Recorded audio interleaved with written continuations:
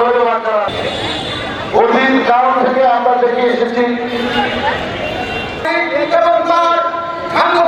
এখনো মাঠে অবস্থান করছে, হাত থেকে রক্ষা করেছে।